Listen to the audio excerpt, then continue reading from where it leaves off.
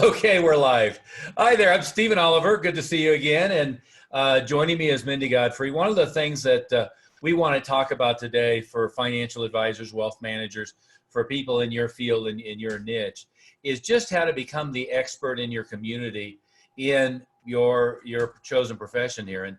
And one of the things I want to just kind of get out of the way to begin with is more so than probably any group of businesses, any people running practices in different fields, financial advisors tend to suffer from what I've heard called marketing incest.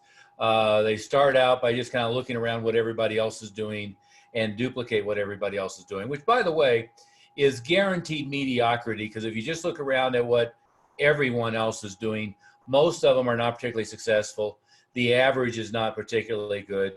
What you really want to do, if you do look around and figure out what other people are doing, you want to look at the top 1%, the top 5%, and forget about the other 95% of people in your field. You want to do, in fact, what everybody else is doing, you want to do the opposite, not do the same thing.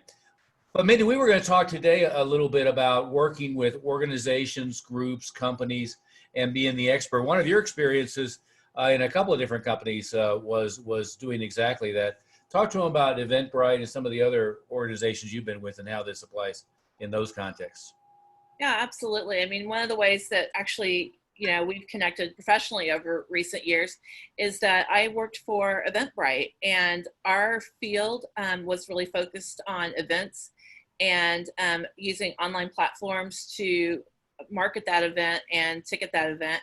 And as we pivoted during this recent years to looking at more online events, that's something that is really part of Eventbrite's wheelhouse now. And so, I worked with you on bringing that expertise on the platform and sharing that with some of the groups that you've worked with, and talking about how do we use that tool to get in front of folks. And so definitely using Eventbrite and using webinars is a great way to get in front of and build an audience. And you can target, using the tools of the platform to target regionally. You can target by interest groups. So like if you as a financial planner focus on a certain market segment where, say, families who are preparing kids for college, and that's really where a key part of your work is, you can actually use those tags and really be able to connect with helping families plan financially for college. And so really using those kinds of targeted tools. Another part of my experience with being at Eventbrite is that we often brought in industry experts to talk to our employees about their area of expertise. So we had a real estate expert come in and share about how to buy your first house, because that was really a key part of our demographic of employees. And that real estate agent actually, I think, got 4 deals out of that one meeting. And so, who are those people that in your circle, whether it's your circle of friends or your circle of clients, that have access into companies who are willing to invite you in as the guest speaker and talk about how you prepare financially for your future, for college, for whatever those things might be. Yeah. Well, and let's go back to what you were saying at the beginning about webinars and meetings and so forth. It's no secret that an awful lot of financial advisors do luncheon or dinner meetings. And then, we want this to be fairly evergreen, but when something like the coronavirus thing hit, is all of a sudden that gets wiped out. You can't put 20 people in a meeting hall and serve them dinner and put them all together when that happens. But certainly shifting to webinars and shifting to online versions of that worked. But what happens is even folks who are getting that type of thing to go really well and are very effective with it tend to be pretty narrow in their scope. Maybe they've got a good direct mail sequence that they hit and they target a certain demographic. I've got friends who are very, very, very good at filling those kinds of rooms.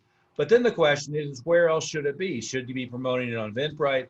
Should you be promoting it on other comparable sites? Should you have a massive Facebook campaign going to promote it? Should you be promoting it with LinkedIn? Have you developed a really good prospect database with email addresses, phone numbers? Should you be text messaging that?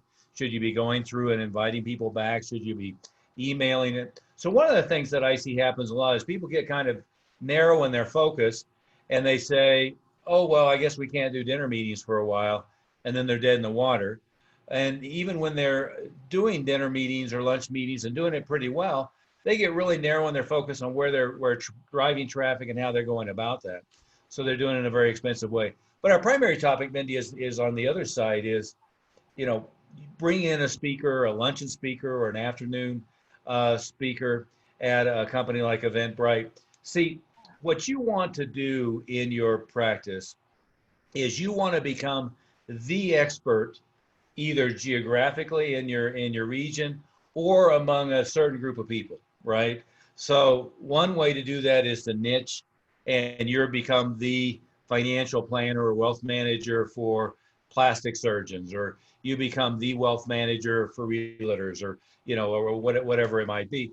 But another way is to work with companies, organizations, different groups like that, and get access. So imagine you're spending all your time doing dinner meetings, and you spend a fortune in direct mail. You spend 40, 50 bucks a head, or probably less than that, but you buy them all lunch, and you get up there and talk, and you have a bunch of people who only came for the free lunch, and you do all of that. There's a lot of expense involved. On contrast, take the Eventbrite example, is all of a sudden, in this case, you have a whole bunch of people pre-IPO who are thinking they're going to come into a lot of money, who are sitting there in rapt attention as you talk about how to turn that into wealth and what to do with their stock options, what to do with their vested stock, et cetera. Well, not only cost zero, but oftentimes they'll pay you to come in and do it.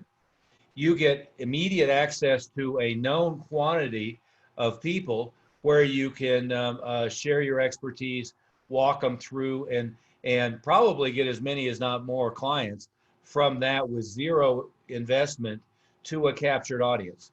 So let's talk about that. What are some organizations that naturally love to have that kind of audience? What would be some others, Mindy? You've had a lot of experience, with churches and with the religious events and one thing or another. Let's talk about that first. So what are some experiences there which you might share?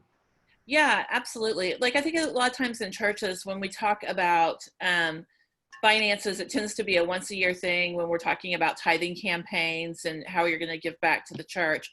But really, it's a matter of, in the church world, what we call stewardship, and how are you using your money as part of following God all of your life. And so when you can come in and help people think about their finances in a really holistic way, that's going to be something that is they'll really view as a gift to the congregation, to the church itself. And people genuinely appreciate a holistic view of dealing with their finances. Yeah. Yeah. So you could, and let's say you were going to focus this geographically. So you could go to the major churches in your area, and you could meet, who would they usually contact? Let's say it's 3,000 people in the congregation, Yeah. substantial. Typically, you're going to want to look for somebody who is in their stewardship and their finance and giving area. Most churches, especially at that mega church size, which is going to be any church 2,500 and up, and they're going to have a director of finance or something in that role. And so that person is probably a great place to start. And start with them, and they'll get you connected into whatever their internal processes, because those will vary a little bit by local church. Mm-hmm. But usually that director of finance is going to be somebody who, if you come alongside them and say, hey, I want to help you with your stewardship campaign, I want to help your congregation be able to afford to give back and be able to make this part of their lifestyle, then that's going to be the right person to get in the door. Yeah, it's something that should be obvious for anybody in this field. But let me point out what you just did, is you spoke exclusively in what's in it for them, not what's in it for you. And a huge mistake is to ever, in any of these types of relationships, go approach it with what they can do for you, right? So you want to, whether it's a company, a church, other civic organizations, you want to go at it from why do they want to hear this message? Why is it useful for their parishioners, for their employees, for their clients to hear this message, and how does it affect the way that their employees are viewing the company? How are they viewing the relationship with the company? How is it perhaps improving employee retention? How is it improving the overall relationship? So you do have to spend a little bit of time thinking about it. What would this organization, what does this company, what is it that they would benefit from? How is it that the parishioners, customers, employees would benefit? How is it they're going to see the world, and how do I put it in their language? So I wanted to point that out, Mindy, because you used exactly the right language, but a few people may miss that, right? They may miss. Yeah. I've seen, and I just shake my head. People go in, and here's my business card, and here's what I do, and here's how you can help me, and here's why I want to speak to, all 1,000 of your clients or your customers or whatever, and that just that always falls on its face. Yeah, I think another area that kind of aligns with this is some of your community-based organizations, your nonprofit and not-for-profits. A lot of them will have a board of directors, but them really understanding their finances and having people who can help them, take part of what they've fundraised and invest well for the future to continue growing their organization, and then using some for operating overhead.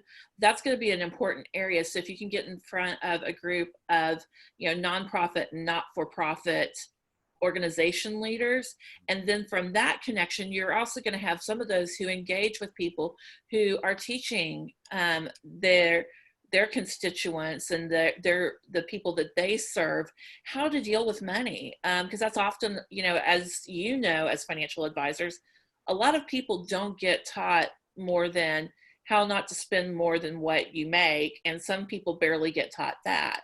And so having people that they can rely on, who've helped them, that they know they can put in front of others who are learning and growing these skills, is also going to be a valuable resource for both you and the community. And it's a great way to give back. Yeah, absolutely. Absolutely. Now, we could go on this for another, hour, but the question is always, how do I get started?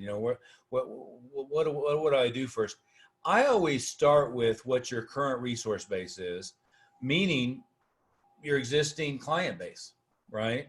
And one of the things that I see happens too rarely is really knowing who each and every client is, what they do for a living, what organizations they're involved with, what their interests are, what their hobbies are. For instance, I have a Porsche 911 Turbo. Well, I got to tell you, the Porsche Club, those guys are like as cliquish as anybody, right? If there was the guy who was the wealth manager for the Rocky Mountain Porsche Club, he'd be in like Flint. And as far as I know, I haven't seen anybody trying to be that guy for that organization.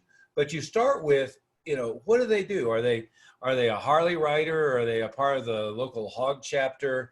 Are they a deacon in their church? Are they the HR director? One of the biggest wins I ever hit was we had one of our clients was the HR director for one of the Baby Bells, US West at the time, now CenturyLink. Well, they had 45,000 employees at the time and were willing to do anything I wanted them to do at any time. Another one was the CFO for the Denver Broncos. Another one was the marketing director for the Nuggets. Well, that turns into all kinds of huge opportunity. And oftentimes we just don't know, right? Do you have a client who is the in charge of the local PTA at a high-end local private or elementary school in a good area? Do you have a doc who happens to be the head surgeon at the local hospital? Do you have somebody who happens to be use the example again of human resources department for a large organization? We did the same thing with Coors and did a lot of things both through their wellness but also through their human resources people. So you look at those people that you already are working with, you look at your client base and get to know them better. And oftentimes, I think probably 95% of the time, people really don't know that much about their clients. They think they do. They know where they work and about how much they make and what their, long-term goals are. But do you really know who they know, what organizations they're involved with, what their hobbies are, what church they may be affiliated with? Are you up to date if they've changed careers, moved to a different company, what their job title is in that, and what their roles are? See, I always start with that. I mean, that's much easier than just go walk into an office building and look at the directory until you find the HR person, then show up at their door. Much easier to be walked in by a happy client who already has those relationships. Maybe they're an executive of the company and they introduce you to the right people. But I always start with that. And once you expand that, I mean, and if you have 100 clients or you have 300 or 400 clients, it might be quite a project. But you can do questionnaires, you can put staff on calling people, you can do your semi-annual or your quarterly reviews with people, but you include that. And I know that everybody that I talk to, they all say, well, most of my business, most of my practice is driven by referrals. Well, usually they don't really have systems in place to accomplish that. It's just happy client sends them somebody, or they ask them who you know. Well, this is one of those systems where referrals really pays off. Is we call it high leverage. Is somebody who's the human resource director for a company with 45,000 employees or with 500 employees. Either way, that's a lot more than they refer you to Aunt Marge, who just was widowed and needs to do something with the money. What would you add to that, Mindy? Yeah, I think along that lines, when taking the time just to get to know the clients better on all levels is going to reap you quite a lot of dividends, because if you can help them better anticipate, the more you know and the more who they know, again, you're just going to be situating yourself in something that they don't think of, as a resource they don't think of just once a year. It's the end of the year and it's time for me to think about my taxes. Have I invested everything I can to cover myself tax-wise this year? Have I, made all those right decisions? Or, I just, need to make some changes in what I'm doing. So that you're really someone that they rely on as a resource, and taking that time to get to know them. One of the groups that we haven't talked about yet as a great entryway into making a lot of connections are going to be alumni associations. Mm-hmm. If you're in a town with universities, where you're in Denver, I'm in Nashville, both of these are cities with a high number of universities. Who's on your client list that's highly involved in their local alumni association? Yeah. That's another great resource, so that conversation question of, hey, where'd you graduate from? Oh, you've got an MBA behind your name. Where'd you get that? And having those conversations. You bet. And it's just getting a little bit more fluid at really getting to know every client on the way in the door and getting refreshed on their situation, their life choices, all the different things that they're doing as you meet with them, and getting good contact records in place. And, some people get all caught up on their CRM and different things. But if it was, you just have a notebook and you have a page per person and you keep good notes, that's going to be way ahead of where you're at right now. If you want to get more sophisticated, it all in a database and it can be accessed, from any continent in the world, great. If you're not technologically literate, or if you don't take the time to do all that, it really doesn't matter that much. What matters is the human connection and really getting to know them better, and then figuring out ways to utilize that in the most effective ways. Next is organizations that you want to work with. And let's say that we don't have any clients that are involved with that organization. I don't care whether it's a church or a corporation or whatever. I always start by doing an awful lot of legwork. So, it's obvious to visit their website, but I kind of visit their lobby, pick up everything, laying around, look at the notices. I get on their email list if that's something you can do. I get on their newsletter list if that's something that's available. If I wanted to, work with a church, I'd be on their mailing list and I would go attend services, and I would pick up all the things in their lobby, and I would get really familiar with who does what, and get familiar with the language that they use, get familiar with the way they think about the world as much as possible before I just went in cold and approached somebody. With corporations, it's the same thing. I can, nowadays I can go look at all their executives on LinkedIn, and that's obvious, and I should, but then I want to know, what charities do they support? What's their primary focus for employee development? What are the things that they're really looking at? How are they screening for new employees? What is it they're looking at for their employees? What are the pay levels for their employees? I have a client who, for instance, is just right down the street from Amazon's headquarters in Seattle. Well, I mean, he should know everything in and out, and then be able to walk through the building and talk to all the C-suite executives.